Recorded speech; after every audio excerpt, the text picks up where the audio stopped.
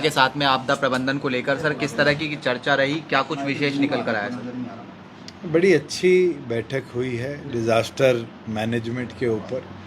जैसे 2014 में national disaster के ऊपर एक मैनुअल सभी प्रदेशों को केंद्र सरकार ने भेजा था, उसके ऊपर और उसके उपरांत फायर सेफ्टी और कैसे स्टेट डिज़ास्टर मैनेजमेंट फोर्स बनाई जाए, कैसे उसको और ज़्यादा गैर अप कर गांव लेवल तक आपदा मित्र बनाए जाए, डिस्ट्रिक्ट डिज़ास्टर मैनेजमेंट को कैसे गैर अप कर टेक्निकल हेल्प दी जाए, इन केस ऑफ लाइटनिंग या फ्लड कैसे अर्ली डिटेक्शन करी जाए, उसके ऊपर केंद्र सरकार ने एक प्रेजेंटेशन दी।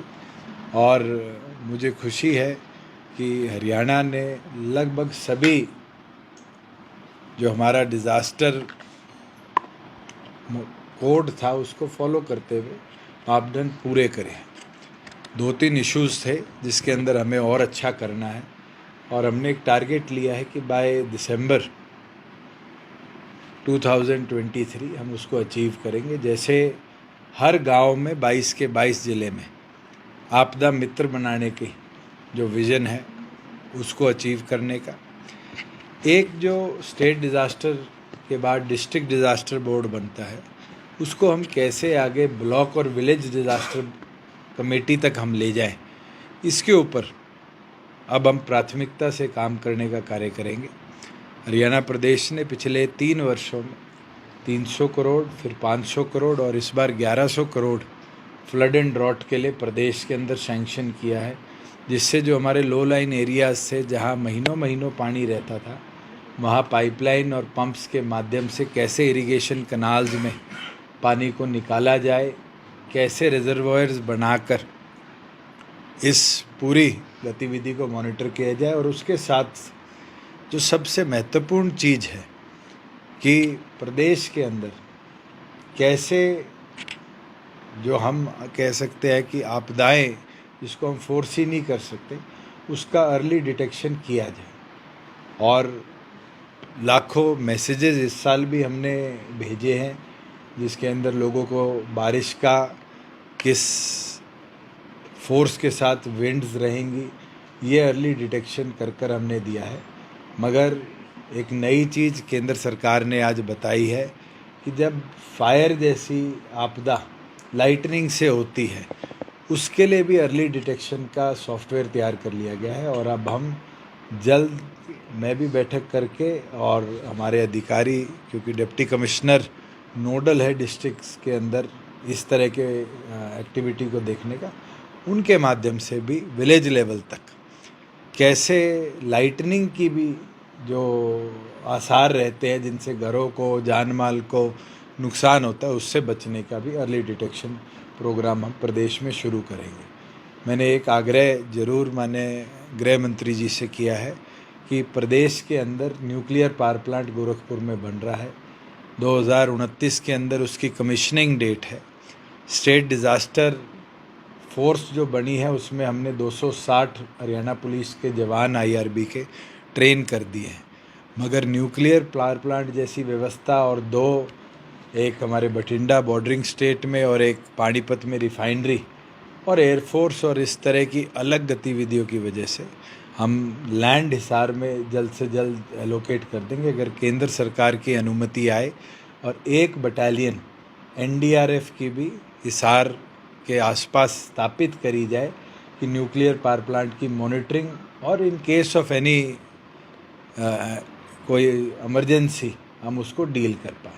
एक मैंने उनसे आग्रह ज़रूर किया है कि कांगड़ा सेस्मिक बेल्ट, और हमने पिछले दिनों देखा है निरंतर अर्थक्वेक्स दिल्ली, पाकिस्तान और नेपाल के आसपास डिटेक्ट हुए हैं।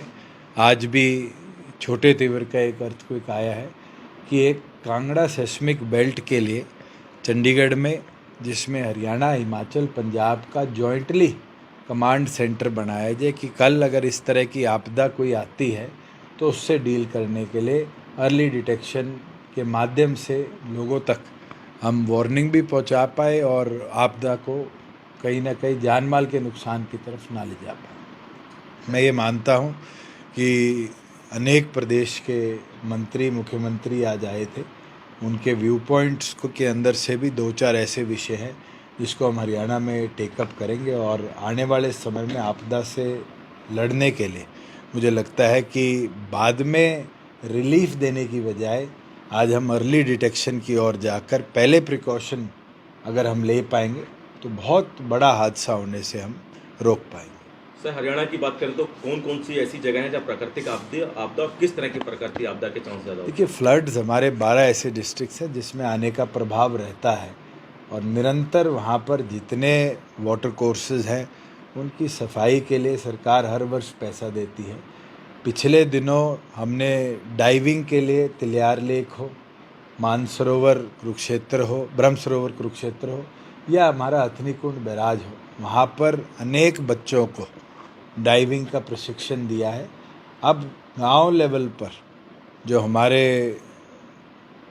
अब आपदा मित्र हम बनाएंगे उनको भी अलग अलग प्रशिक्षण के साथ, चाहे वो रेस्क्यू की बात हो, चाहे वो पानी के अंदर से कैसे बचाना है उसकी बात हो। आज लगभग हर गांव में 4 से 5 बच्चे ऐसे होंगे जो अच्छे स्विमर्स हैं, जोड़ में नहाते हैं, नहरों में नहाते हैं, मगर उनको आज हम कैसे इनरोल कर पाए एज वॉलंटियर इसके अंदर, इसके लिए जल्द पोर्टल बनाकर सरकार रजिस्ट्रेशन शुरू करेगी और इसके कैंप्स भी स्कूल्स के अंदर शुरू करवाएगी। साथ में जो हमारे यूनिवर्सिटीज़ हैं, आज मैंने गृह मंत्री जी ने भी कहा कि यूनिवर्सिटीज़ के अंदर भी इसके कोर्सेज करने चाहिए। मैंने भी आग्रह किया है कि न्यू एजुकेशन पॉलिसी के अंदर भी डिज़ास्टर मैनेजमेंट का एटलीस्ट एक कोर्स हमें शुरू करना चाहिए, जिससे नीप को हम कैसे लाइफस्टाइल को सेफगार्ड करने के लिए यूटिलाइज कर पाए। एक बहुत बड़ी अचीवमेंट हम मानेंगे आने वाले समय में।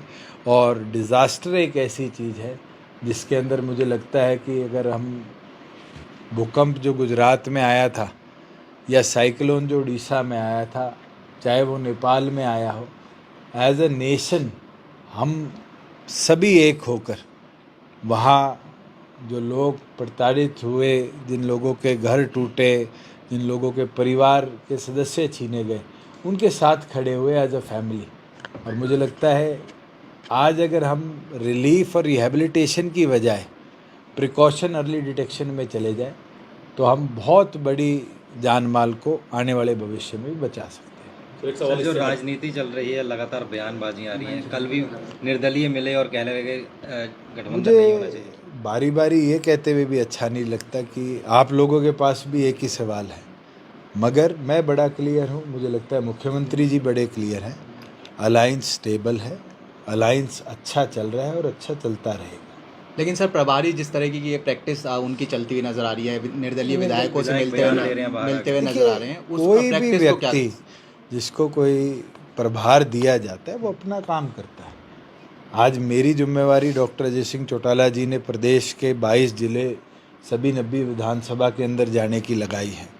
कल विधायक दल की बैठक के अंदर ये निर्णय लिया गया कि डॉक्टर अजय सिंह चौटाला जी भी हमारे मंत्रियों संग प्रदेश के अलग अलग ज़िलों में भी बैठक करेंगे और 30 कॉन्स्टिट्यूएंसीज़ के अंदर अगस्त के अंत तक जाएंगे। मुझे लगता है ये तो संगठन को मजबूत करने और आगे बढ़ाने का निर्णय है और हर पार्टी समय अनुसार ये निर्णय लेती रहती। इसमें ये कहना कि कोई व्यक्ति क्यों घूम रहा है फील्ड, मुझे लगता है ये मेरे भी प्रीव्यू क्षेत्र से बाहर है और हम कुछ करेंगे तो ये उनके भी प्रीव्यू क्षेत्र से बाहर है। सर, अभी लोकसभा चुनाव है तो क्या आपने की कैंडिडेट सब जगह होंगे, अभी मिलकर डिसाइड? देखिए, ये तो आज अलायंस में है, दोनों पार्टियां बैठकर, केंद्र नेतृत्व बीजेपी का भी हमारा भी बैठकर चर्चा करेगा। आगे जो निष्कर्ष आएगा उस पर आगे बढ़ेंगे। आज हम भी 10 की 10 लोकसभा सीटें, 90 की 90 विधानसभा सीटों पर काम कर रहे हैं। भारतीय जनता पार्टी भी कर रही है, कांग्रेस भी कर रही है और हरियाणा के अन्य दल भी कर रहे हैं।